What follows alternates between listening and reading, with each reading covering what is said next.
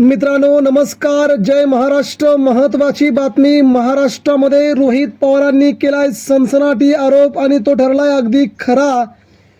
अजितदादांच्या विमान अपघातामागे नेमका कुणाचा हात, ती व्यक्ती नेमकी कोण आहे? अजित पवारांनी सगळ्याच्या सगळं सांगितलं। मित्रांनो, महाराष्ट्रभर सध्या उडाली आहे खळबळ। काल मुंबईमध्ये आणि आज बारामतीमध्ये अजितदादा पवार यांनी सगळ्यात मोठा दावा करत बारामतीमध्ये आज मोठं आंदोलन उभारलं आणि त्या सगळ्या लोकांची यादीच आज जणू काय रोहित पवारांनी आज समोर मांडली। त्या अगोदर काल मुंबईमध्ये अजितदादा पवार यांच्या पक्षातील काही आमदार आणि रोहित पवार, शरद पवार यांच्या पक्षातील काही आमदारांनी मुंबईमध्ये FIR दाखल करण्यासंदर्भामध्ये मोठं आंदोलन मरीन ड्राईव्ह येथील पोलीस स्टेशनमध्ये केले, मात्र पोलिसांनी सहाय्य केलं नाही। आज मात्र ज्या बारामतीमध्ये अजित पवारांनी आपलं संपूर्ण आयुष्य घालवलं, त्याच तालुक्यामध्ये आज मोठं आंदोलन उभारावं लागलं।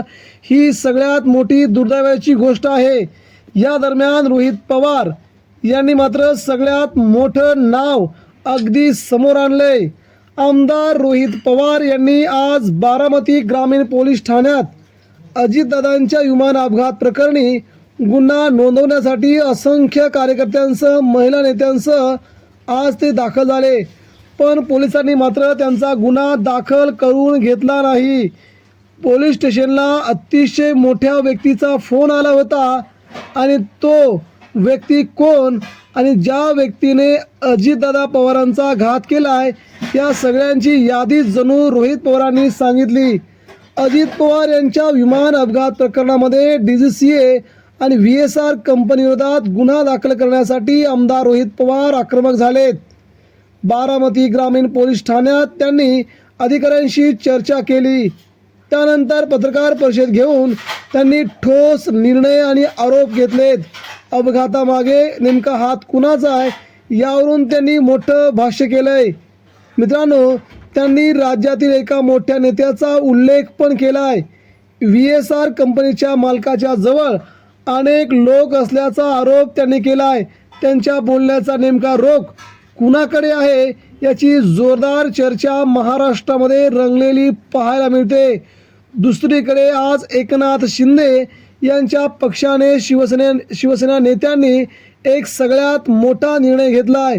VSR कंपनीचे जेवढे प्रायव्हेट जेट विमान आहेत त्या एकाही विमानाने आता शिंदेगडाचा एकही मंत्री किंवा एकनाथ शिंदे स्वतः प्रवास करणार नसल्याचं सध्या समोर येत आहे।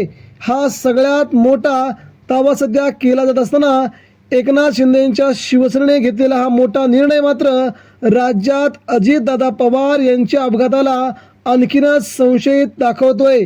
यामुळे अजित पवारांचा अपघात हा अपघात नसून तो 100% घातपात होता हे आता तरी महाराष्ट्रासमोर येऊ लागलंय। मित्रांनो, आज बारामतीत घेतलेल्या या संपूर्ण पत्रकार परिषदेमध्ये रोहित पवार यांनी गुन्हा दाखल करण्याविषयी पुन्हा आग्रही भूमिका मांडली। ते म्हणाले, विमान अपघात हा गुन्हा 100% दखलपात्र आहे, मग यात गुन्हा का दाखल केला जात नाही?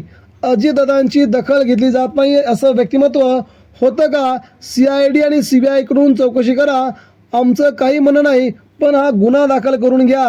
पुढे जाऊन त्यांनी रोहित पवारांनी राज्याचे मुख्यमंत्री देवेंद्र फडणवीस तसेच राज्याचे उपमुख्यमंत्री एकनाथ शिंदे, अजितदादा तुमचे चांगले मित्र होते, तर तुम्ही या प्रकरणाची सखोल चौकशी का करत नाही, गुन्हे दाखल का करून घेत नाही, असा त्यांना रोखठोक सवाल विचारलाय।